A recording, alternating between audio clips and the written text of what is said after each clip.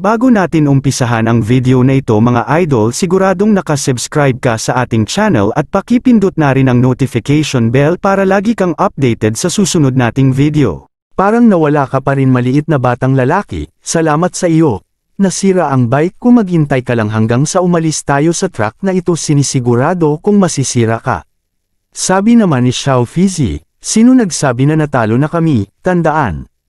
May mga nakatagong landas sa matinding flash trick, ang ilang mga landas ay nakamamatay samantalang ang iba ay mga shortcut, ngunit kung pipiliin mo ang tama, dadalhin ka nito sa garantisadong tagumpay.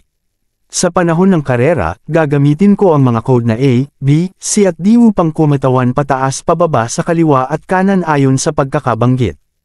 Ay Xiao Fizi, hahanapin ang panalong ruta at dadalhin kami sa tagumpay. Maghintay ka. Kasi simula pa lang ng mga palabas. Subalit nakaligtas naman sina Zaeyo at Shen Yunyao sa kanilang pagkahulog. At patuloy pa rin sila sa pagmaneho. Nagulat naman ang host na si Yege at sabing, "Teka, may gumagalaw sa tubig." Kahit papaano nakaligtas sina Zaeyo at Shen Yunyao at kagagaling lang nila sa tubig sa kabilang track. Si Strange Bully ay nag-iisang pinunasan ng iba pang mga manlalaro, napakahusay na makina. Malapit na ulit magsama ang dalawang pathway. Makakatakas na naman ba sila kay Strange Bully? Ika naman ni Strange Bully, hindi ko na kayong hahayaang makatakas muli. At nagpakawala na ito ng mga missiles. Patungo na nga sa kanila ang mga missiles na pinakawala ni Strange Bully. Gumamit naman si Zaeyo ng 10% overload at nabalutan ito ng asul na aura. Sabi ni Shen Yunyao, "Huwag mong gamitin ang overload mode. Hindi na kaya ng katawan mo."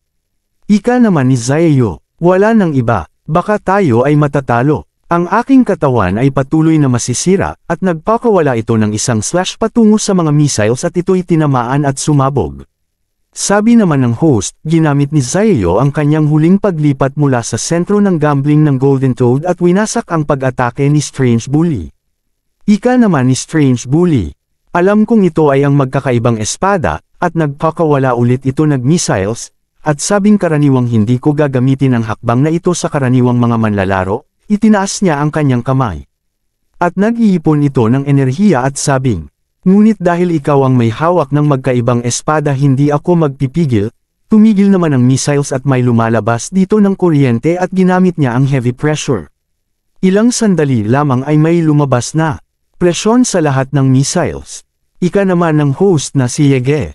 Strange Bully sa wakas ay nagpasya na gamitin ang kanyang espesyal na kasanayan, mabigat na presyon na maaari nitong harangan at i-neutralize ang isang mataas na antas ng kasanayan ng mga kalaban, walang puwang para iwasan ni Zaeyo at Shen Yunyao ang kanyang pag-atake. Subalit walang takot nilang nilusob ang atakeng yun, napamura na lang si Zaeyo. "Ika nito, para akong binagsakan ng bundok." Sabi naman ng host, si Zaeyo at Shen Yunyao ay tumigil sa paggalaw sa ilalim ng mabigat na presyon.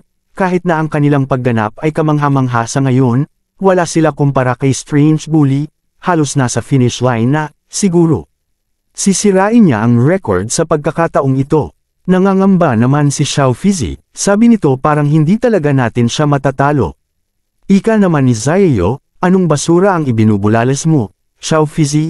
Saan napunta lahat ng tiwala mo?" Dagdag naman ni Xiao Fizi. "Pero wala na talaga tayong magagawa, kahit lagpasan mo ang bully heavy pressure hindi mo pa rin mahahabol." Ika naman ni Shen Yunyao, "Tanga ka, tumahimik ka na lang at manood hanggat nakatayo pa si Zaeyo, may pag-asa pa." At naghahanda na nga si Zaeyo at iniligay niya ang Stone Soul at ginamit niya ang Devouring Mode activate at inaabsorb nito ang stone. Sabi naman ng host na si Yege, at ito'y namangha. Hindi pa rin sumusuko si Zaeyo, ang kanyang espada ay sumailalim sa isang pagbabagong anyo, ito ay naging isang sibat. Ilang saglit lamang ay nagtagumpay si Zaeyo at nag-transform ang kanyang sandata sa isang spear. Ika naman ni Shen Yunyao, "Mayroon ka lamang isang shot, ilagay ang lahat ng iyong lakas dito." Sabi ng host na si Yege, eksakto kung ano ang kanilang pinaplano sa sitwasyong ito kung gaano kapanipaniwala, at namangha naman ang mga manunood sa kanilang nakikita. Naghahanda na nga si Zaeyo at sabing, "Yunyao, ikaw na ang next, ikaw na ang bahala sa lahat." ginamit na nga ni Zayu ang Ultimate Skill Piercing Energy Shot. At tuluyan na nga nitong pinakawala ng kanyang sandata, at hahawakan ito ni Shen Yunyaw ilang sandali lamang at kanyang nasalo ito, agad naman itong bumilis at nalulusutan niya ang maraming heavy pressure pillars na skill ni Strange Bully. Ika naman ng host na si Yege. Hindi pa ako nakakita ng ganoong kahangahangang paglipat ng kombinasyon. Sinalo ni Shen Yunyaw ang sibat ni Zayu at pinalakas ang lakas nito, na tumusok sa maraming layer ng mabibigat na pressure pillars. Ngayon siya ay naglalakbay sa isang hindi kapani-paniwalang bilis, sa isang kisap mata, nahuhulihin na niya si Strange Bully. Nagulat si Strange Bully at hindi makapaniwala, agad naman itong nagpakawala ng missiles. Sabi naman ni Shen Yunyaw, parang nagliliyab ang kamay ko. Nararamdaman ba ni Zayu ang ganitong sakit sa tuwing ginagamit niya ang kanyang kapangyarihan? Tapos hindi ako pwedeng matalo dito. Ang skill naman ni Strange Bully ay ganap na walang silbi, at nalusutin agad ito ni Shen Yunyaw. Ika ni Strange Bully, nakita ko, ginamit niya ang kanyang explosive power para bumilis sa halip na atakihin ako kung gaano katalino, ang brat na ito ay medyo kawili-wili. Sabi naman ng host, Shen Yunyaw, ay lumalapit na kay Strange Bully. Ang finish line sa unahan. Napaka-serious ng mukha nito at napasabi na lang ito sa pangalan si Shen Yunyaw. Kinakabahan naman si Xiao Fizi na pasabi na lang nito ng kaunti na lamang, at kaunti na lang. At papalapit na sila sa finish line, ilang segundo lamang at nakatawid na sila sa finish line. Sabi naman ng host na si Yege, silang dalawa ay tumawid sa linya ng finish line. Ngunit napakabilis upang makita kung sino ang nauna. I wonder kung sino ang nanalo. Tingnan natin ang scoreboard. Kaya malapit na sa 0.006 segundo. Hayaan ang aming mga kamay magkasama para sa ngayong gabi nanalo si Shen Yunyaw. Pagkalipas ng 20 minuto Strange Bully heavy pressure ay sa wakas ay nailabas na mula sa field, sa huling manlalaro ay nakarating na sa finish line. Ngayon ang karera ay tapos na. Pwede nating ilagay si Zayu sa pangatlong pwesto bilang runner-up. Natagalan siya na siya na lang ang natitira kaya ayan, parang may ilang pagbabago na napunta sa aming leaderboard. Nakakalungkot lang na wala pang nakakatalo sa record ngayon. Mag-imbita tayo ngayong gabi ng 3 nanalo sa podium. Sinong makakaalam na mayroon? Maging isang taong may kakayahang talunin ang Strange Bully. Napapasigaw na lang ang mga manunood at sabing magaling. Kumakaway na nga si Shen Yunyaw at ito'y tinanghal na first runner-up, second runner-up naman si Strange Bully at third runner-up naman si Zayu. Maiyak-iyak naman si Xiao Fizi sa natanggap nitong 10,000 bawat pamilya. Sabi nito, hindi ko talaga akalain na mananalo tayo sa bagay na ito, ngayong lalo na akong racing navigator, hindi na ako mababaliw ni Hongyan. Ika ni Zayu, Yunyaw, kahanga-hanga ka doon, sagot naman ni Shen Yunyaw, wala lang yon, dagdag ni Zayu. Kung gayon ang The Holy Hilang Dragon Scale ay dapat na akin. Tama ba Bully? Ika naman ni Strange Bully, brat, pangalawa ako, ikaw ay pangatlo, at ano ang pinagsasabi mo? Subalit nagbago ang ekspresyon ng mukha ni Zayu at parang nawalan na naman ito ng kaluluwa, sabi nito. Ano, hindi, pero tinulungan ko si Yunyaw na makuha ang unang pwesto. Kaya sa teknikal, ito ay binibilang-bilang natalo kita. Hindi yon ang mga puntos, paumanhin ngunit ang mga resulta lamang ang iniisip ko. Sabi naman ng host, mahal na mga manunood. Ngayong gabi ay nag-imbite kami ng isang espesyal na panauhin para sa seremonya ng parangal ngayong gabi. Alam ng lahat ang tungkol sa unang ranggo na manlalaro na si Ancient Alkine at kung paano niya tayo iniwan. Kaya ngayong gabi, inimbitahan namin ang aming pangalawang ranggo na manlalaro ang mananakop. Sabi naman ng dalawa, hindi pwede, bakit sila nag-imbita ng ganitong delikadong lalaki? Na ang mismong figure ay nakakatakot sa lahat ng kanyang mga kaaway. Kasalukuyan, ang Bloody Moon Guild's president. Nagulat naman ang dalawa sa kanilang narinig, hindi makapaniwala si Zayu sabi nito, ano the Bloody Moon Guild? Sabi naman ng host, palakpakan natin ang ating mga kamay para kay Mr. Leng Jing. Subalit si Shen Yunyaw at Zayu naman ay pinagpawisan, at kinakabahan dahil sa president ng Bloody Moon Guild. Sabi naman ni Yege, salamat sa pagpunta Mr. Leng Jing, sagot naman ng president, hindi na kailangang magpasalamat sa pag-imbita sa akin ngayong gabi, Yege. Dagdag naman ni Zayu, huwag mong sabihin sakin nandito siya para harapin ako. At papalapit na ang president ng Bloody Moon Guild kay Shen Yunyaw, sabi nito, ikaw si Miss Shen Yunyaw, tama? Kamangha-mangha ang iyong pagganap ngayong gabi, napakaganda mong hawak ang trepeo na ito. Nagpasalamat naman si Shen Yunyaw. Bully, matagal nang hindi tayo nagkita. Sayang ngayong gabi, napakalapit mo nang masira ang aking mga tala, at iniabot niya ang trophy, sabi naman ni Strange Bully. Tumahimik ka, lumayo ka sa akin. At lumapit na nga ito kay Zaeyo. Ngayon, ikaw si Zaeyo, tama? At naging seryoso ang mukha nito at sabing, ang pangalan mo ay kumakalat sa Bloody Moon Guild, at iniabot niya ang kanyang kamay para makipagkamayan. Napaisip na lang si Zaeyo, ikanito ano kaya ang binabalak niya. Napangiti na lang si Zaeyo at sabing, nakuha na ng Bloody Moon Guild, napakabuti ng pag-aalaga sa akin. At iniabot niya na ang kanyang kamay. Nagkamayan na nga silang dalawa. Napangiti na lang ang president at nagpalabas ito ng malakas na aura. Nakaramdam ng malakas na pressure si Zaeyo, ikanito, ano ang nangyayari sa nakamamatay na hangarin nitong pagbagsak? Parang nakasangla lang ako sa laro niya. Agad naman hinawakan ni Strange Bully ang kamay ng president, ikanito, Leng Jing, ikaw ay isang marangal at mapagmataas na presidente ng guild, mangyaring huwag sabihin sa akin na ikaw ay pumipili ng isang laban sa isang manlalaro sa ilalim ng antas 20.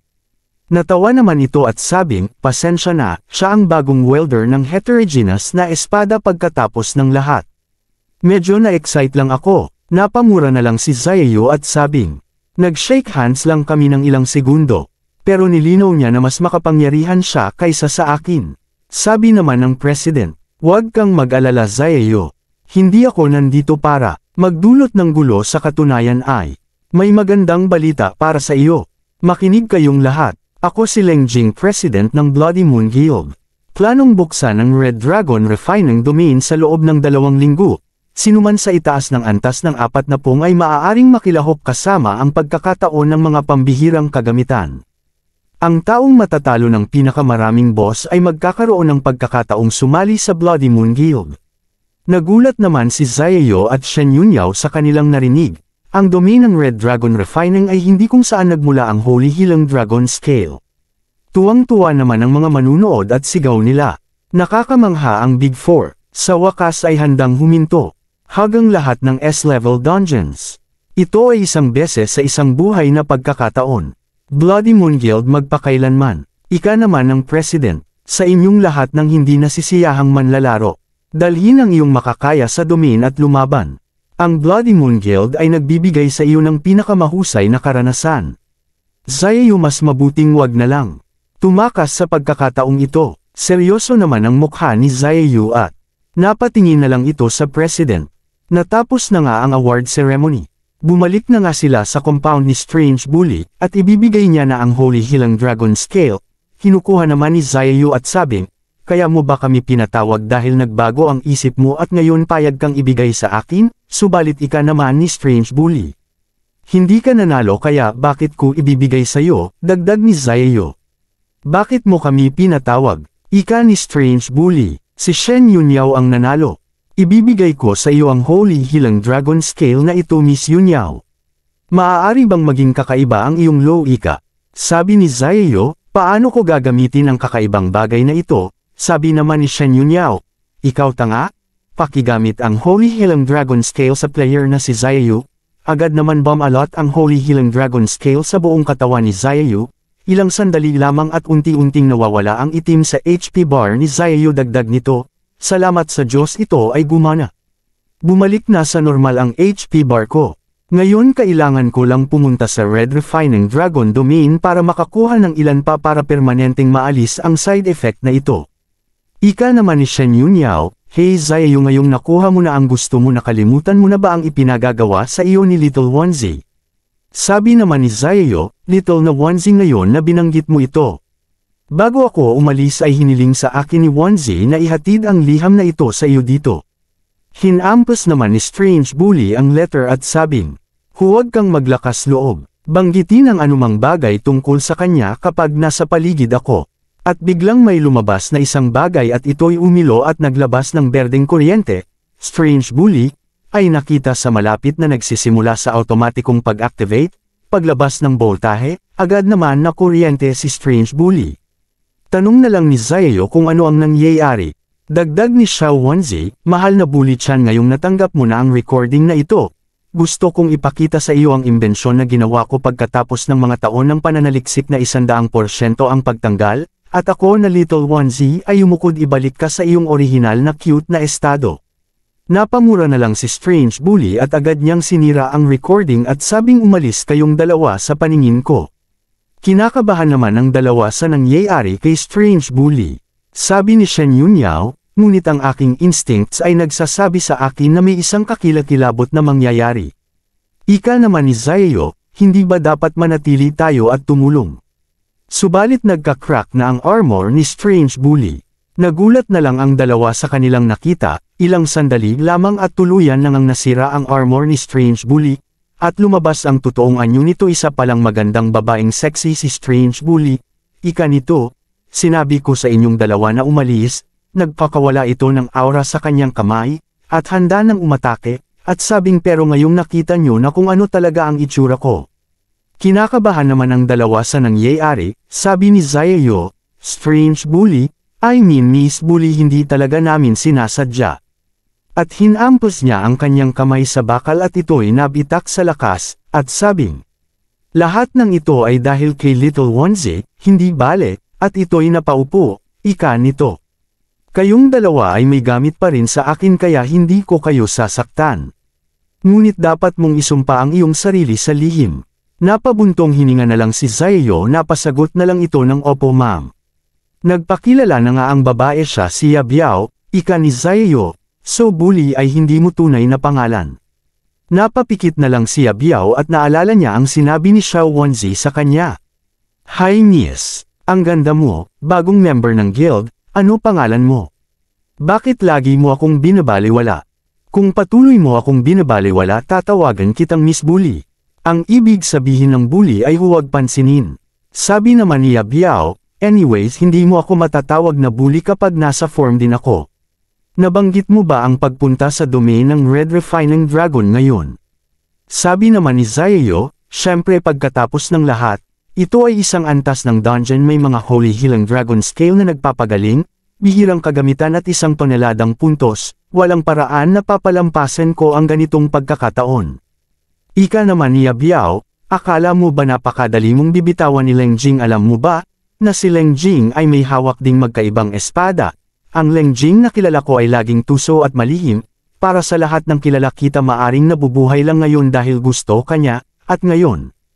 Ginagamit niya ang domain ng Red Refining Dragon para subukan ka, ibig sabihin lang ay tiwala siya na kaya kanyang sirain, ika naman ni Zayo.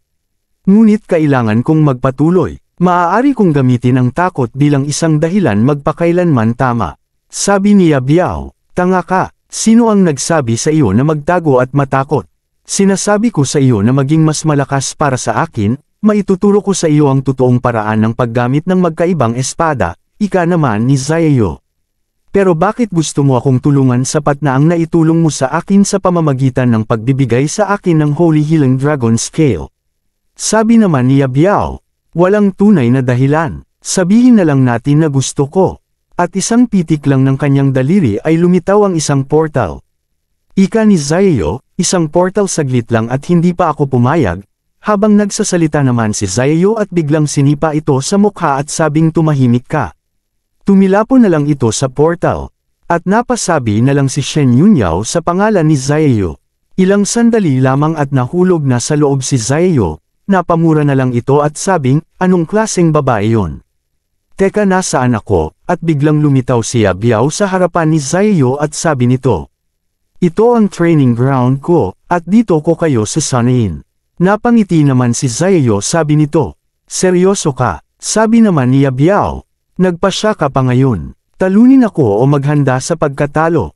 Agad naman sinuntok ni Yabiao ang lupa, at ito'y sumabog. Kinabahan naman si Zayo at pinagpawisan, sabi nito, ako, ayoko munang mamatay.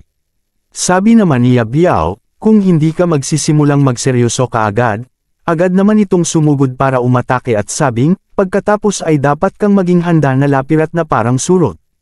Nasalag naman ni Zayo ang ataking yun, Huwag mong isipin kahit isang segundo na ang aking mga stacks ay madaling i-block. Ginamit niya ang combination burst. May lumabas na malakas na enerhiya at napatalsik si Zayo, subalit itinusok niya ang kanyang sandata sa lupa para patigilan ito sa kanyang pagtalsik. Hindi naman nag-aksaya ng oras si Yabiao, agad itong tumalon para sa susunod nitong pag-atake, at sabing ang bagal mo, ilang sandali lamang at hinampas niya si Zayo. Ngunit naiwasan ito nito no Zayo, at tinamaan ang lupa at ito'y sumabog. Hindi naman kinaya ni Zayo ang impact ng pagsabog na yun at ito'y tumama sa malaking bato. Sabi ni Yabiao, huwag mong sabihin sakin hindi ka makasabay, ika naman ni Zayo, kung gaano nakakainis na pahihirapan ko siya, umupo ka lang at manood, ito ang tunay kong lakas. Ginamit ni Zayo ang 8% overload, at may lumabas na asol, na aura at kuryente sa kanyang buong katawan. Agad naman umatake si Zayo, sa bilis nito ay agad siyang napunta sa likuran ni Yabiao, ilang sandali lamang at nagpakawala ito ng isang slash, subalit nasalag ito ni Yabiao, at sabing kaya pinapataas nito ang iyong bilis at ang iyong lakas, ika naman ni Zayo, kamusta naman ang mga clunky fist na yan sa bilis ng atake ko? Ika naman ni Yabiao, pagkatapos ay kailangan kong maging mas mabilis. Ngunit umatake si Zayo, subalit nasesalag lang ito ni Yabiao. Masyado kang predictable, walang paraan na mahawakan mo man lang ang buhok ko ng ganito. Napangiti naman si Zayo, sabi nito, sa totoo lang hindi na ako magtatagal. Sa aking move, ngayon lang ako gumawa ng ilang mga marka sa sahig. Itinusok niya ang kanyang sandata sa lupa, at sabing maghanda para sa aking ultimate move. Ginamit niya ang energy surge. Ilang sandali lamang ay may lumabas na asol na enerhiya at sumabog sa kinaroroonan ni Yabiao. Natuwa naman si Zayo, ika nito, tiyak na hindi dapat gumawa ng ilang pinsala. Ngunit unti-unti nang nawawala ang usok. Subalit nanatiling nakatayo si Yabiao at gumamit ito ng barrier na parang walang nangyari, pagkatapos ng atakeng yun. Nanlaki naman ang mata ni Zayo at ito'y hindi makapaniwala sa kanyang nakita, ika nito, lumabas siya nang hindi nasaktan. Ang malalaking kamay na metal. Nagbibigay sila ng parehong aura tulad ng kapag ang aking espada ay naging isang soul spear. Huwag mong sabihin sa akin. Naghahanda na nga si Yabiao, sa kanyang pag-atake, agad na umatake si Yabiao, sabi nito, ano ang nangyayari sa'yo 3 minuto lang, at hindi mo na kaya.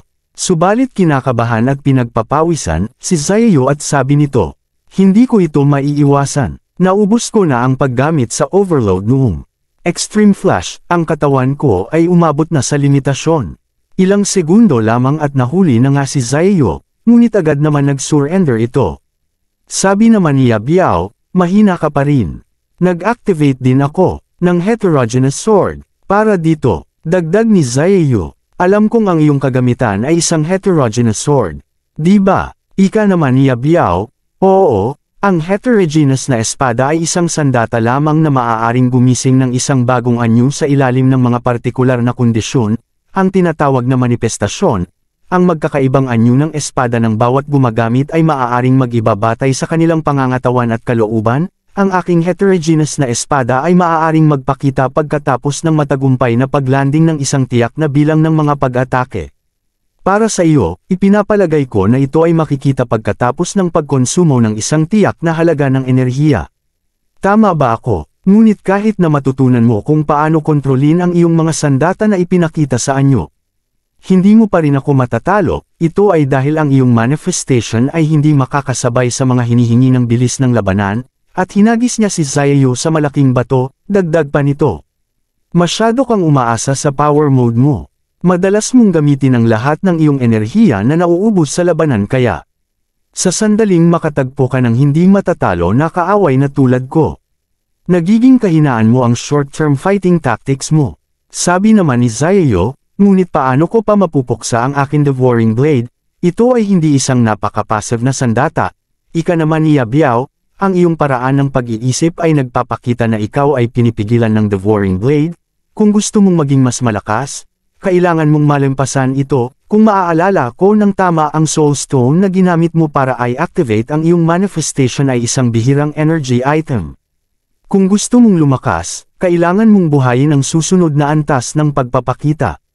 At iba pang mga salita magmadali at maghanap ng isa pang item ng enerhiya upang matulungan kang magpakita ng higit pa. Ika naman ni Zayo, bahagya ko lang nahawakan ng kamay ko ang Soul Stone pagkatapos ng maraming pagsisikap. Dagdag naman ni Yabiao, ang mga item ng enerhiya ay medyo bihira sa pangkalahatan kung ang memorya ay nagsisilbi sa akin ng tama. Wala sa kasalukuyang umiiral na dungeon ang naghuhulag ng energy item. Ngunit tandaan na ang Heterogeneous Sword ay isang talam na may double-edged blade. Ang lawak ng kapangyarihan nito ay nakasalalay sa gumagamit sa halip na sa sandata mismo, bagamat hawak mo rin ang Devouring Blade. Marahil ay labis kitang pinahahalagahan. Mabuti sa dulo ng araw, ikaw ay simple hindi mo kagaya si Ancient Alkine at naglabas ito ng portal, pumasok na nga ito at unti-unting nang nagsasara ang portal at sabing, sana hindi mo ako bibiguin sa susunod na pagkikita natin. Ika naman ni Zayo, hindi mo lang ako pwedeng iwan dito, ang weirdong tao na ito, maaari kong malaman ang proseso ng pag-iisip sa lahat, ngunit ngayon naisip ko na ang mekanismo ng Devouring Blade, salamat sa kanya, ngayon kailangan ko lang maghanap ng item para makatulong sa manifestation ko baka sakaling maging kasing lakas ko si Yabiao at mas madaling makakuha ng points. At hintayin ang mga puntong yun Yuyi. Maghintay ka lang at mas magiging malakas ako sa lalong madaling panahon. Kinaumagahan, sa pagpasok nila sa Jiang University, agad naman binati ng isang student si Shen Yunyao. Napangiti naman si Shen Yunyao at ito'y kumaway, nakita niya si Zayo at sabing, si Zayo ay maaga ngayon. Nakakuha ba siya ng higit pang mga tasks sa system? Agad naman itong nilapitan at hinawakan sa balikat at napasabi na lang ito sa pangalan. Subalit pagharap ni Zayo, ito'y napuyat sa pag-aantay ng chat ni Crush na hindi nagre-reply. Nagulat naman si Shen Yunyao. Bakit parang pagod na pagod ka? Binati naman ni Zayo si Shen Yunyao ng magandang umaga, wala lang hindi ako makatulog kagabi. Kaya nanatili akong nag-iisip tungkol sa tanong ni Yabiao sa akin. Agad naman kinuha ni Shen Yunyao ang notebook ni Zayo, ika nito, tungkol saan ang isinulat mo. Sagot naman ni Zayo, yan ang mga tala na ginugol ko magdamag na iniisip. Dagdag ni Shen Yunyao, ang hindi ko maintindihan, sinusubukan mo bang lumakas para sa Refining Dragon Domain? Ika ni Zayo, syempre, narinig mo na rin ba ang tungkol sa isang dungeon na naghuhulog ng mga item ng enerhiya? Nabigla naman si Shen Yunyao sa sinabi ni Zayo at sabing, naghuhulag ng mga item ng enerhiya, hindi ko pa narinig ang tungkol dito, pero hindi ba't nakipagkaibigan lang tayo sa lahat ng ito? Sabi ni Zayo, tama, malamang may alam siya. Subalit tila nena si Zayo sa sinabi ni Xiao Fizi. Alam mo ba kung saan? Makakahanap ako ng dungeon na naghuhulog ng mga item ng enerhiya. Nag-reply naman si Xiao Fizi. Sabi nito excuse me, sino ka? Wala akong matandaang naad ko, na matabang baboy na katulad mo. At lalo pang nena si Zayo sa sinabi ni Xiao Fizi, ika nito, naghahanap ba ng sakit ng katawan ang hangal na ito? Ako si Zayo, tanga mo, ito ang dati kong profile picture. Ika naman ni Xiao Fizi. So ikaw pala yun bro. Hindi nakapagtataka, parang pamilyar. Hindi pa ako nakarinig ng isang dungeon na naghuhulog ng mga bagay ng enerhiya. Naghahanda ka ba para sa Red Refining Dragon Domain o Smath, bro? Marami ng manlalaro ang sumusubok na mag-level up. Pero may alam akong magandang dungeon kung saan wala pang nakakapunta at gusto kong dalhin ako doon. Subalit gulong-gulo na si Zayo at napahawak na lang ito sa kanyang ulo. Sabi nito alam kong mahalaga ang pag-level up. Ngunit bilang isang solo player dapat ay hindi ako tumutok sa pagpapataas ng aking lakas sa pakikipaglaban, at biglang napunta ang guro sa harapan ni Zayo ika naman ito, Zayo, kung saan dumadaan ang isang mahalagang punto sa aralin ngayon kaya mangyaring makinig. Tumayo at sagutin ang tanong. Ano ang batas ng pagtitipid ng enerhiya? Ika ni Zayo, ang enerhiya ay hindi maaaring gawin o sirain. Ngunit maaari itong mabago mula sa isang anyo patungo sa isa pa, tama. Sabi naman ng guro, tama, bilang karagdagan sa enerhiya na iyon ay maaaring ilabas sa pamamagitan ng paggalaw. Maaari itong ilipat sa enerhiya tulad ng enerhiya ng tunog at init. Ang natural na sakuna tulad ng kulog at kidlat ay dating ang tanging anyo ng enerhiya na kilala ng tao, ngunit Nang maglaon, natuklasan namin ang singaw at kuryente. Gayun din, ang enerhiyang nuclear ay maaaring gamitin sa mga bombang nuclear upang lumikha ng malalaking pagsabog.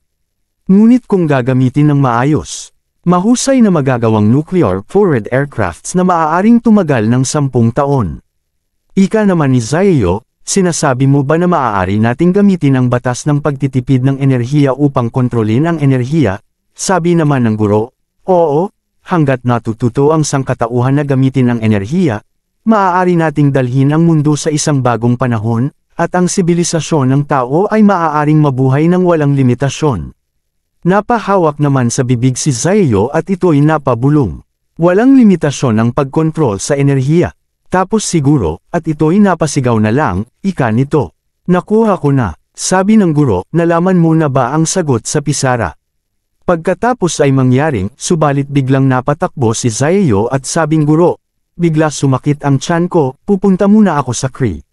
Napabulong na lang si Shen Yunyao sabi nito, anong balak ng tanga na yon? Natahimik na lang ang guro at ito'y napangiti. Nag-text naman si Zayo kay Xiao Fizi ika nito, ipadala sa akin ang lokasyon ng dungeon. Agad naman ibinigay ito, ngunit patuloy pa rin sa pagtakbo si Zayo at sabing, mayroon akong isang mabaliw na ideya, kailangan kong subukan ito ngayon din.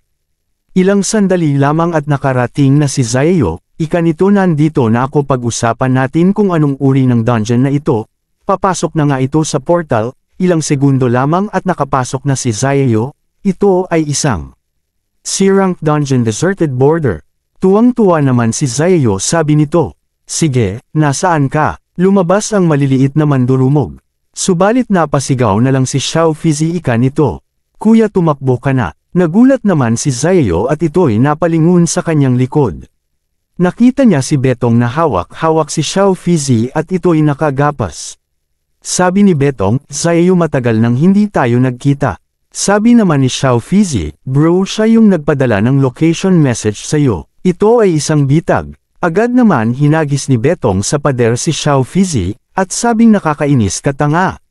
Ika naman nito kay Zayo. Ngayong nandito ka na, wag mo nang isipin na umalis. Agad naman niyang tinawag si Yingluan, hindi naman inaasahan ni Zayo na may isa pang kasama si Betong. Subalit hindi na mapaawat pa si Betong ika nito, kahit na pinagbawalan kami ng aming pangulo na saktan ka Zayo, kailangan kong makaganti sa huling pagkakataon, maghanda para sa isang malamig na plato ng paghihiganti. Naghahanda na nga si Yingluan sa kanyang pag-atake, at ginamit niya ang Shadow Puppet. At may unti-unting nabubuo sa likuran ni Zayo na hindi pa malaman kung anong bagay ang mga ito. Ilang sandali lamang at nabuo na nga ang mga ito, agad naman napalibutan si Zayo ng mga puppet armies, at naglabas ng clone si Betong ika nito, Yingluan, hayaan siyang kontrolin ang mga mekanikal na puppet, ang lugar na ito ay puno ng mga pagkasira ng makina, ginagawa siyang mas malakas, para sa iyo. Ang iyong kakayahan ay makapangyarihan ngunit ito ay hindi nagtatagal walang paraan na maaari mong hawakan ang iyong sarili sa isang mahabang laban, ngunit nag-aalala naman si Xiao Fizi kay Zayo ika nito. Bro, masyadong delikado, sagot naman ni Zayo. Xiao Fizi, hindi na kailangang mag-alala. Pakiramdam ko kinuha mo na ako bilang kapatid walang paraan na iiwan kita, Betong, hindi ako makapaniwala na gagamit ka ng ganitong kasuklam-suklam na diskarte kahit na, gagawin kitang dummy sa pagsubok para sa aking pinakabagong kasanayan sa espada. Napapikit naman si Zayo at sabi nito, hindi ko talaga binigyang pansin kung paano ko ginugol ang aking lakas sa mga nakaraang laban. Sumasaklaw ang aking enerhiya surge sa isang malaking lugar. Kaya kung sasalakayin ko lang ang isang kalaban mas sayang ito kaysa sa anupaman.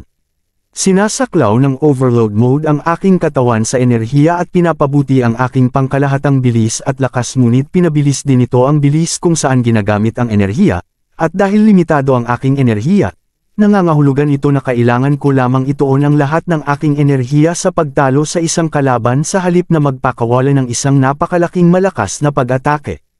Lumapit ka sa akin Betong.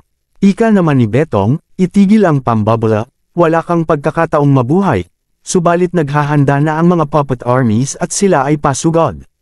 Ika naman ni Zayo, bagamat wala akong item upang matulungan akong magpakita.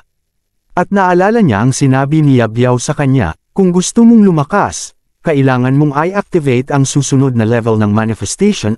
Sa madaling salita, magmadali at humanap ng isa pang energy item para matulungan kang magpakita. Dagdag ni Zayo, batay sa sinabi ni Yabiao, dapat ay ligtas na ipagpalagay na maaari akong magpakita sa susunod na antas ng may sapat na lakas. Ako ay gumaling sa pamamagitan ng Holy Healing Dragon Scale, kaya mayroon akong sapat na enerhiya sa buhay sa ngayon. Halika, Devouring Blade, ubusin ang lakas ng buhay ko. Agad naman may lumabas na asul na aura sa kanyang buong katawan at nag-absorb ng enerhiya ang kanyang sandata, at ako'y tumugon sa aking kalooban. Ang pagsipsip ng enerhiya ay lumampas sa limitasyon sa pagpasok ng overload mode, ilang sandali lamang at hahampasin na nila si Zayu, ngunit bago man nila maampas ito. Agad naman nagpakawala ng ilang slash na tumama sa mga kalaban, tinamaan mga ito at nahati sa dalawa. Nagulat naman ang tatlo sa kanilang nakita na hindi nila inaasahan. Makikita si Zayu na nag-transform ang sandata nito at nagsisitaw-sikan ang mga katawan ng puppet armies. Ano ang nangyayari? Wala pang nakagamit ng hakbang na ito dati. Tagumpay upang mabawasan ang pag-aaksaya ng enerhiya, kailangan kong ituon ang aking enerhiya sa mas maliit na pag-atake. Hindi ko inexpect na sobrang-sobra na ang isipin na maaasimila ang buong braso ko. Manifested Sword Mode, pakiramdam ko medyo hyped ako ngayon. Sabi naman ni Betong, akala mo ba talaga matatakot ako ng munting pakulo na yan? Terra na Yingluan agad naman ito naglabas ng clone. Naghahanda na rin si Yingluan. Naglabas ito ng mga threads, agad naman umatake ang mga puppet armies kay Zayu, subalit mabilis niyang naiwasan ito. Kumpara sa dati kong spear transformation, mas mabilis ang bilis ko. Hindi ako dapat mag-focus ng masyadong energy sa power mode ko kundi sa pagpatay sa kalaban sa harap ko. Hindi ko kayang talunin ang lahat ng mga mahihinang ito ng mag-isa. Umatake naman ang mga clone ni Betong, ngunit bago man sila makalapit, agad naman nagpakawala ng isang slash si Zayu at tinamaan ang mga ito. Dagdag ni Zayu, isa ka lang clone, masyado kang mahina para talunin ako. Napamura na lang si Betong, ilang sandali lamang at sumugod na rin ang tatlong Betongs, subalit pinaghahampas lang ito ni Zayu at sabing, hindi mo pa rin maintindihan Betong, talunin ang iyong mga clone sa wala sa akin ang iyong plano ay hindi gagana sa akin. Gusto ko pa ring magpatuloy kahit na sa tingin ko ay wala kang sapat na lakas para patuloy na lumikha ng mga clone. Agad naman sumugod si Betong at naghahanda ito ng isang pag-atake. Ika nito, itigil ang pagbubuga ng basura, at hinampas niya ang kanyang sandata. Subalit nasalag naman ni Zayu ang atakeng yun. Ngunit gumamit ng Fire and Ice clone ng si Betong, at lumitaw ito sa likuran ni Zayu at sabing alam kong may iba ka pang trick na nakatago. Sa kasamaang palad para sa iyo, wala rin akong kasama, at ginamit niya ang Energy Surge Energy Preservation Mode, at itinusok niya sa lupa ang kanyang sandata at may lumabas na maraming sword, na tumama sa tatlong Betongs. Nagulat naman si Betong dahil hindi niya inaasahan yun. At hindi nag-aksaya ng oras si Zayu, agad itong sumugod at naghahanda ng pag-atake, ilang sandali lamang. Ginamit niya ang Energy Strike, at nagsilabasan ang mga espada.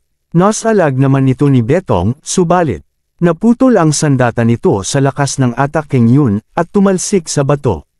Tinutukan ni Zayu ng espada si Betong at sabing, natalo ka na, napangiti naman si Betong. At nagpalabas ito ng isang clone, agad naman hinawakan si Xiao Fizi at itinutok niya ang espada sa leeg nito, at sabi, ibaba mo ang iyong sandata ngayon kung hindi man. Huwag mo akong sisihin sa susunod na mangyayari, at inutusan niya si Yingluan na patayin si Zayu. Subalit biglang dumating si Shen Yunyao at nagpakawala ito ng isang slash at agad nitong napaslang ang clone. Huwag mo nang isipin ito, ikaw ang papatayin. Akala ko kakaiba ang kinikilos ni Zayu kaya ako sinundan siya dito, gaya ng hinulaang nagkagulo na naman kayong dalawa. Natuwa naman si Xiao Fizi dahil naligtas ito sa kamay ng hangal na yun. Napamura na lang si Betong ika nito, ang asong ito ay dumating sa tamang oras, sabi naman ni Zayu. Iyon na ba ang iyong mga huling salita? Dagdag naman ni Betong, Zayu, makinig ka, lahat ito ay isang hindi pagkakaunawaan, oo, isang hindi pagkakaunawaan. Ika naman ni Zayu, sorry, pero pinatawad na kita. Bukod sa bihirang makakita ng mga taong kumakatok sa aking pintuan upang mag-alok sa akin ng mga puntos, kaya bakit ako tatanggi? At agad niyang hinampas ng espada si Betong, ilang sandali lamang at lumabas ang system. Abiso, ang player na si Betong ay napatay na. Patingin naman si Zayo kay Yingluan, "Ika nito ngayon ikaw na lang." Sumagot naman si Yingluan, "Hindi na kailangan, wala akong planong ipagpatuloy ang walang kabuluhang laban na ito, sisiguraduhin kung bibigyan ka ng impyerno kapag pumunta ka sa Red Refining Dragon Domain." Napatanong na lang si Shen Yunyao kung sino ang babaeng yun. Ngunit biglang naalala niya ang nakaraan na inatake sila ni Yingluan. Ngunit hindi niya pinayagang makaalis ito, agad naman nagpakawala ng apoy si Shen Yunyao, subalit tuluyan ang nakaalis ito bago man ito tamaan. Ika naman ni Zayo, "Anong ginagawa mo, Yunyao?" Hindi na kailangang habulin ang kanyang karapatan.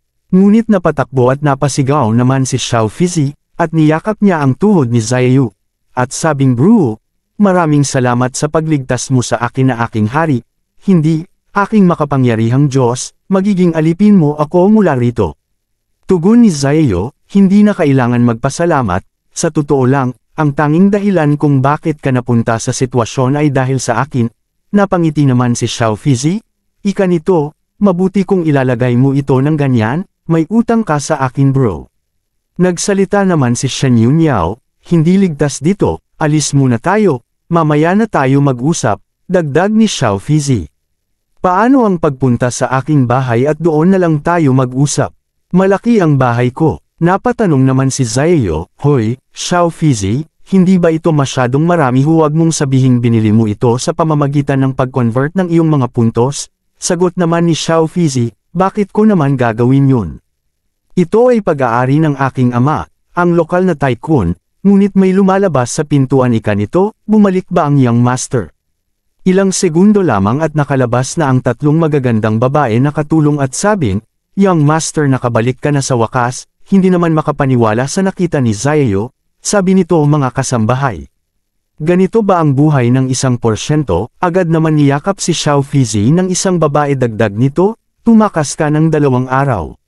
Nag-aalala akong may sakit," ngunit naiilang naman si Xiao Fizi na gusto nito makaalis sa pagkayakap sa kanya. Nilapitan naman ang dalawa ng mga kasambahay at sabi, "Kayong dalawa ba ang bagong tutor, tama ba? Maraming salamat sa pag-aalaga sa aming young master, halika na, handa na ang hapunan." Tugon naman ni Xiao Fizi, habang naiinis, "Sige ate Xiao Li, kaya kung maglakad mag-isa kaya bitawan mo ako." Ika naman ng magandang babae, "Mahiyain ka pa young master, ito ang hapunan, mangyaring magsaya."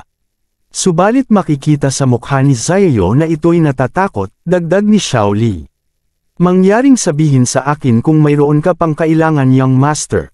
Tugon naman ni Zayo, "Hindi ko inaasahan na napakayaman mo Xiao Fizi." Sabi naman nito, "Ang mayaman ay ang nakakainis kong tatay, hindi ako. Kontrolado na ng tatay ko ang bawat aspeto ng buhay ko simula pa noong bata ako at ang pang-araw-araw kong gawain ay sobrang boring, ayoko na mamuhay ng ganito. Simula nang maglaro ako ng larong ito, pakiramdam ko ay ipinanganak akong muli. Kaya kung gawin ang anumang gusto ko sa larong ito. Ngunit, ngayong nakatulong ka na sa pag-archive ng aking layunin na maging isang racing champion navigator, wala na akong mga layunin sa buhay. Plano mong pumunta sa Red Refining Dragon Domain sa susunod, tama? Ito ang unang pagkakataon na ang isang S-rank dungeon ay bukas sa publiko, kaya isama mo ako." Sabi naman ni Zayo, "Dapat pag-isipan mo itong mabuti, kung mananatili ka sa akin mas marami kang makikilala tulad ni Betong na gustong manakit sa'yo." Ngunit gusto din pumunta si Shen Yunyao sa Red Refining Dragon Domain. Babigla naman si Zayo sa sinabi ni Shen Yunyao, sabi nito, "Sabi ko na nga ba, nakilala mo na ang Yingluan girl? Dati di ba?" "Oo, sa totoo lang, matagal ko na siyang hinahanap, nangyari ito ilang buwan bago kita nakilala." Napapikit naman ito. At naalala niya ang nakaraan. "Noon, ako ay isang baguhan, at nakilala ko ang magandang babae na handang tumulong sa akin, ang kanyang pangalan ay Xiao Yu, ang iyong medyo makapangyarihan para sa isang baguhan, paano kung makipagtambol sa akin?" Pagkatapos makipagtambalan kay Xiao Yu, isa-isa kaming nagwalas sa mga piitan, siya ang aking pinakamatalik at nag-iisang kaibigan, ngunit ang mga masasayang panahon ay hindi tumagal. Isang araw, kami ay inatake sa isang dungeon. Ang umatake sa amin ay si Yingluan. Sinubukan ni Xiao Yu na tulungan akong makatakas. Yunyao, iwan mo ito sa akin, bilasan mo at gamitin ang escape device, hindi mo kailangang mag-alala, alam mo kung gaano ako katatag. Pero pagkatapos nun, hindi ko na siya nakitang online. Mga kaibigan, kamakailang offline na huling nakita 10 araw ang nakalipas. Kung hindi lang ako tumakas mag-isa. Simula noon, sinubukan kong i-comfort ang sarili ko sa pagsasabing baka umalis lang siya sa laro o in-unfriend niya ako, pero kung ang umatake sa amin ay taga Bloody Moon Guild. Natakot ako, subalit sabi naman ni Zaeyo, iwanan natin ang nakaraan, sa ngayon ay tumutok tayo sa pagkamit ng mga puntos. Kung ang pinakamasama ay dumating sa pinakamasama, maaari mo siyang buhayin ng 100 milyong puntos. Ika naman ni Shen Yunyao. Sinong niloloko mo? Paano posible na mabuhay muli ang isang tao? Dagdag naman ni Zaeyo, umiiral lang ang larong ito para gawing realidad ang mga pangarap ng manlalaro, hindi ba? Hanggang dito lang ako dahil naniniwala ako sa system. Simula nang maglaro ako ng larong ito, isa lang ang layunin ko, ang makakuha ng 100 milyong puntos at buhayin ang aking matalik na kaibigan. Nabigla naman ang dalawa sa sinabi ni Zaeyo, napabulong na lang si Shen Yunyao. Kaya pala naging desperado na siya, napatingin naman si Xiao Fizi. Sabi naman ni Zaeyo, bakit parang hindi kayo naniniwala sa akin? Huwag mag-alala, tiyak na maaabot ko ang aking layunin, tsaka hindi ba tayo umuunlad ng mabuti? Salamat sa lahat ng iyong tulong, nakakuha ako ng maraming puntos, na may sapat na pasensya 100 milyon ay walang problema, at itinaas niya ang baso. Napapikit naman si Shen Yunyao at napangiti. Ika naman ni Xiao Fizi, naiintindihan ko bro, sisiguraduhin kong makakalap ng impormasyon sa rank dungeon sa mga susunod na araw. Agad naman nila itinaas ang kanilang baso at nagtuos. Kinabukasan sa isang A-rank dungeon dark cave na puno ng mga halimaw, at may mga ibang player na nagpapakitang gilas. Nagyabang naman ang lalaki, ika nito, magaling, lumapit kayo sa akin, papatayin ko kayong lahat. Na-distract ko sila ngayon, bahala na. At naglabas ito ng barrier. Agad naman umatake ang isang babae. Ginamit niya ang explosive comet. Ilang sandali lamang tinamaan ang mga halimaw at napaslang ito. Sa ilalim ng payo ni Xiao Fizi, kumuha kami ng isang profesional na pangkat ng leveling para maghanda para sa S-rank dungeon. Tugon naman ni Zaeyo, ang mga Golden Toads, talagang mayroon ng lahat, sila ay literal na kahulugan ng paggawa ng pera mula sa pera. Ika naman ni Xiao Fizi, siyempre, magkakaroon sila ng isang profesional na pangkat ng leveling, para sa iba't ibang mga kadahilanan. Ang pagkarga ng mga manlalaro kung gaano kababa ang mga antas ngunit maraming mga puntos, kaya ang pangkat na tulad nito ay mataas ang demand, at sa gayon, ang mga gintong toad ay gumugol ng maraming puntos upang bumili ng mababang kahirapan na mapanganib upang simulan ang negosyong ito. Tumaas naman ang level ni Zaeyo, ika nito, sa palagay ko. Ang paggastos ng ilang puntos ay nagkakahalaga ng ganitong uri ng bilis ng pag-level. Tama, ngayong tapos na iyon maraming kagamitan ang nalaglag, may gusto bang bumili ng kahit ano? Kinuha naman ito ni Shen Yunyao at sabing, ito ay medyo magandang bagay, ito ay talagang kapakipakinabang sa mabilis na sitwasyon ng santukan, ika ni Zaeyo. Katulad ng dati, sir, kukunin ko ang lahat ng mababang antas ng berdeng mga item, sige? Ibibigay ko silang lahat para sa iyo, at ito'y napabulong, ang tanga na ito para lang mangolekta ng basura. Ika naman ng isang lalaki, pinuno ng koponan, kung mayroong anumang magandang kagamitan, iwan mo ito sa akin, at babayaran kita ng doble sa totoong pera. Sumang-ayon naman ito, sige, syempre iiwan ko sila para sa iyo Mr. Liu. Napatingin naman si Zaeyo at naiabangan ito, sino ang nakakaalam na may mayaman na manlalaro dito. Hindi ka panipaniwala, nakabili ako ng 50 green level na item sa mababang presyo. Sabi naman ni Xiao Fizi, bro, bakit mo binibili lahat ng mga low level items na ito, di ba sayang lang ang points? Tugon naman ni Shen Yunyao. Akala ko kilala mo na siya. Palagi siyang kakaiba. Dagdag ni Zaeyo, darating ang mga ito at madaling gamitin. Agad naman nito pinagsama-sama ang mga espada, detecting the verbal weapons, the warring. Ilang sandali lamang at lumabas ang mga kasanayan nito at tumaas. At biglang may lumabas na asul na liwanag kay Zaeyo at sabing, mahusay, ngayon ako ay mas malakas. Subalit nagsalita ang isang babae. Sige, magpahinga na ang lahat. Ang huling boss ay nasa unahan, kaya ang iba sa inyo ay hindi maaaring sumunod sa amin. Sa panahon ng labanan, dito ka magtatago, hindi makikita ng boss ang lugar na ito kaya 100% ligtas ka. Ika naman ng lalaki, ang boss na ito ay medyo makapangyarihan kaya maaaring tumagal kami ng higit sa 1 oras upang talunin ito. Mangyaring huwag gumawa ng anumang hindi kinakailangang paggalaw sa panahong ito. Sumagot naman ang hangal na lalaki, kung gaano ka-boring ang antas ng paghiling sa amin na isang mayamang tao ay madali ngunit nakakainip. Naiabangan naman si Xiao Fizi, sabi nito, anong meron sa mataba na ito? Okay lang ba siya? Kailangan ng isang tao na kumatok sa kanya. Lumabas na nga ang boss ito ay isang violent beast. Agad naman naghanda sa pag-atake ang dalawang player. Umatake na nga ang babae at pinagbabaril nito ang boss. Unti-unti naman nababawasan ang HP ng boss. Subalit tila nang iinsulto ang lalaki, ika nito nasusunog dito. Anong klaseng professional team sila? Bakit ang tagal nila, hindi na nga mapigilan ni Xiao Fizi na menace dito dagdag nito? Paano kung subukan mo kung napakalakas mo? Napalingon naman ang lalaki, nakita niya ang crystal gem, agad naman itong nilapitan at sabing, di ba goblin gem yun? Kung ito ay isang bihirang uri, maaari ko itong ibenta sa isang napakataas na presyo, wala pang nakakita nito, akin pa ito. Ngunit sinubukan itong pinigilan ni Xiao Fizi, hoy, tanga ka, sinabi nila sa atin na huwag gumawa ng mga hindi kinakailangang galaw, subalit hindi nakinig ang lalaki patuloy peren ito. Subalit nakita siya ng boss, at agad itong tumakbo patungo sa lalaki. Nagtaka naman ang isang player kung bakit ito iniwasan, bakit biglang naging kakaiba, tuwang-tuwa naman ang hangal na ito at nakuha niya ang crystal. Napasigaw na lang ang lalaki, ikaw tanga, takbo, ngunit nasa likuran na niya ang boss, subalit nag-iba ang ekspresyon ng mukha ng hangal na ito, at nakaramdam ng hindi niya inaasahan dahil sa katigasan ng ulo.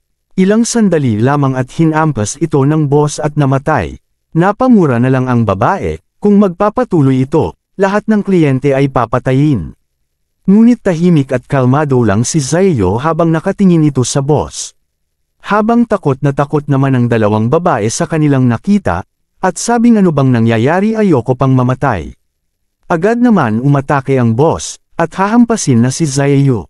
Kinabahan naman ang lalaki sa mangyayari kay Zayo. Subalit nag-iba naman ang ekspresyon ng mukha ni Zayo at nagpakawala ito ng asul na aura, agad naman nag-counter-attack ito at nagpakawala ng isang slash, ilang sandali lamang at tinamaan ni Zayo ang boss. Hindi naman makapaniwala ang lalaki na kanina lamang ay kinakabahan. Tinamaan sa gitnang katawan ang boss at ito'y nahati sa dalawa, lumabas ang system, abiso, pinatay ng manlalaro na si Zayo ang isang A-rank dungeon boss. Hindi naman mapigilan ni Xiao Fizi sa tuwa ika nito, kamangha-mangha siya talaga. Subalit hindi rin makapaniwala ang babae sa kanyang nakita kung paano pinatay ni Zayo ang boss sa isang atake lang, tumaas naman ang level nito at sabing tila ako ay naging mas malakas. Sabi naman ng mga ibang manlalaro kung sino sa lupa ang lalaking ito. Ilang araw ang lumipas at itong araw na yun ang inaante ng mga players. Sa pasukan ng Red Refining Dragon Domain. Pagkatapos ng 10 araw na walang pasok sa bilis ng pagtakbo sa mga dungeon sa wakas ay nabuksan ang domain ng Red Refining Dragon. Nakarating na nga silang tatlo. Namangha naman si Zayo dahil napakaraming tao. Tugon naman ni Xiao Fizi. Sa mga dungeon ng koponan na kailangan mong pasukin ay may isang koponan. Gayunpaman may limitasyon sa bilang ng mga tao. Ngunit, sa mga pampublikong dungeon walang mga paghihigpit. At pwede ka pang pumasok mag-isa. Siyempre meron, sa larong ito ang mga dungeon ay pinaghihiwalay sa mga pampublikong dungeon at mga dungeon ng koponan. Dagdag pa nito, at ngayon na sa wakas ay binuksan na ng Bloody Moon Guild ang kanilang S-rank dungeon. Maraming tao ang naghuhula na hindi makontrol ng Bloody Moon Guild ang dungeon na ito. Sabi naman ni Zayo, may isang bagay na kahit ang Bloody Moon Guild ay hindi makontrol, perpekto. Napapikit na lang si Shen Yunyao ika nito, hindi ka dapat maging napaka-relax na kalimutan mo kung paano mo nagagawang gumawa ng mga kaaway kaliwat kanan tuwing lalabas ka. Ilang sandali lamang at tuluyan nang bumukas ang Red Refining Dragon Domain, subalit napatanong na lang si Zayo kung bakit gumilid ang mga ibang player at gumawa ng daanan. Napalingon na lang ito dahil may paparating. Ilang segundo lamang at nakalabas na sila sa portal. Ang mga bagong manlalaro ay palala ng palala sa panahon ngayon, hindi na nila alam ang daanan kapag dumating ang mga Golden Toad Guild. Ito ay marahil dahil sa mukha kang mahina. Hindi ka kamukha. Ang iyong karapat-dapat sa pagiging lahat ng aming pinuno. Ito ay ang Golden Toad's record-breaking newbie sword hoarder Maudo. Sa tingin ko minamaliit mo ako Chenye, ako si Maudo. Hindi lang ako ang pinakamahusay na newbie sa mga tuntunin ng kasanayan ngunit din at mga tuntunin ng hitsura, kilala ako sa malayo at malawak. Sinabihan naman ng babae ang kasama nitong hangal na lalaki. Nariyan din ang Golden Toad star na bagong dating ang Pinong Rosas, Chenye. Hindi sa airplane lookong hairstyle na meron ka. Napabuntong hininga na lang ito, bakit nila ako inilagay sa isang narcissistic na tao? Napatahimik na lang ang hangal na lalaki at binaling niya ang tingin sa kanila Xiaoyu at Shen Yunyao. Napatanong kung sino sila. Nagpakilala naman si Xiaoyu, dagdag pa nito, ano, may problema ba at ito'y napabulong na lang? Nakahanap na siya ng dahilan para kamuhian ako. Biglang lumapit ang hangal na lalaki at hinawakan sa balikat si Xiaoyu at pinaliis. Ika nito, tumabi ka, hindi kita kinakausap.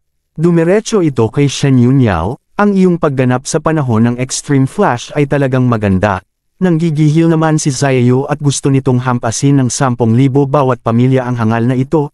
Dagdag pa niya, ano ang ginagawa ng batang eroplanong buhok na ito at sa amin nakuha niya ang bulaklak na iyon. Subalit patuloy pa rin ito sa pag-usap kay Shen Yunyao. Turuan mo ako kung paano makipagkarera kapag mayroon kang libreng oras. At iniabot nito ang dala-dala nitong bulaklak. At akmang kukunin naman ni Shen Yunyao ito. Subalit hindi naman may pinta ang mukha ni Xiaoyu, dagdag pa nito. Huwag kang muffle dyan, Yunyao. Halatang sinusubukan niyang manligaw sa iyo. Subalit biglang hinawakan ng robot ang hangal na lalaki. Dumating na rin si Xiao Wanzi, kasama ang iba nitong kagild, sabi ng mga ito. Hoy, Maudo, pwede bang tumigil ka na sa katawa-tawa at bilasan mo? Little Wanzi. Bitawan mo ako, kailangan kong gawin ang isang bagay na talagang mabilis, ito ay mahalaga. Little Wanzi, kung kaya mo, pwede bang pakitakpan mo ang bibig nitong tanga na hangal na yan? Sabi naman ng dalawang player. Ang Golden Toad Guild na ipinadala sa mas maraming tao. Kahit si Little Wanzi ay dumating at ang isa ay ang Golden Toad's #1 support player Jin Zenzi. Ika nito, Little Wanzi, meron bang masarap sa dungeon na ito? Sumagot naman ito. Balita ko marami daw, hintayin lang kita, yayain kitang kumain ng roasted dragon kasama ko. Nakita niya si Xiaoyu at kumaway. Dagdag nito, salamat sa paghatid ng package kay Bully. At sila ay umalis at sabing magkita tayo mamaya. Napabuntong hininga na lang si Xiaoyu, dagdag nito. Pinagpawisan ako nang makita ko ang batang iyon. Thank God walang nangyari. Napalingon na lang si Shen Yunyao pati ang mga ibang player, napasabi na lang mga ito. Tingnan mo, dumating ang Bloody Moon Guild. Parang nagpadala na rin ang Bloody Moon Guild ng best newbie nila.